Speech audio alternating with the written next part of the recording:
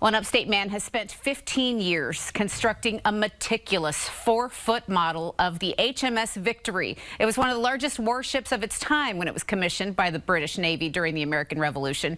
Now, his model, complete with handmade cannons and figurines, is an incredible combination of creativity and history.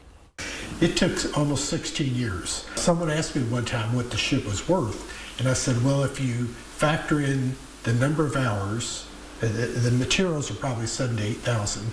If you factor in the number of hours that I spent on it and paid minimum wage, you couldn't afford it. This was Nelson's flagship from the Battle of Trafalgar in 1805, when a smaller British fleet took on the combined French and Spanish fleets. The importance of that took away Napoleon's chance of getting across the channel to invade England. So instead of invading England, Napoleon then turned and invaded Russia, and we pretty much know what happened there. This is not a kit. This is what's called scratch built. And what that means is less than 10% of the ship can be made from parts designed for that use.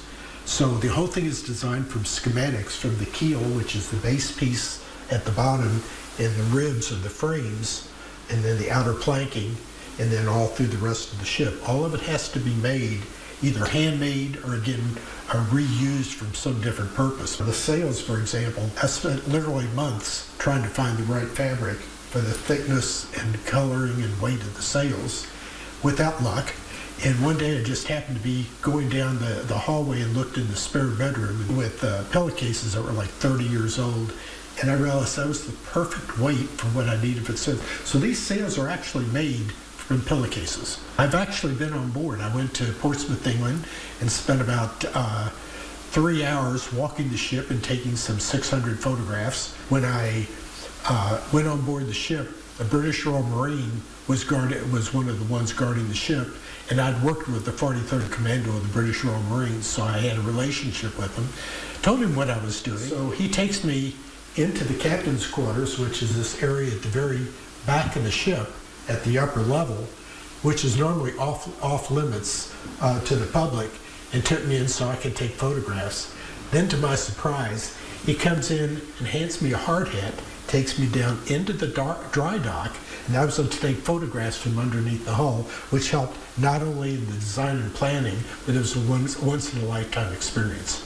The whole thing was designed not only to be as technically accurate as possible in terms of the construction of the ship, but to give a sense of activity and life focused on the day-to-day flow of the ship. So I even had a little guy sitting on the head up here in the front. I'm hoping to give it to the National Maritime Museum in Washington, D.C., or to the Maritime Museum in Newport News, Virginia. That's my goal. That's what I'm hoping I can get to. People have said, well, aren't you going to miss it? And it's mixed emotions, but for the most part, this is my art. And what I want to do is put this in a place where people can enjoy it and hopefully learn from it by actually seeing it as it actually was built, rather than just photographs or the stock models that may be beautiful pieces of artistic work, but are not necessarily either accurate, or they may be very accurate, but they're not functional.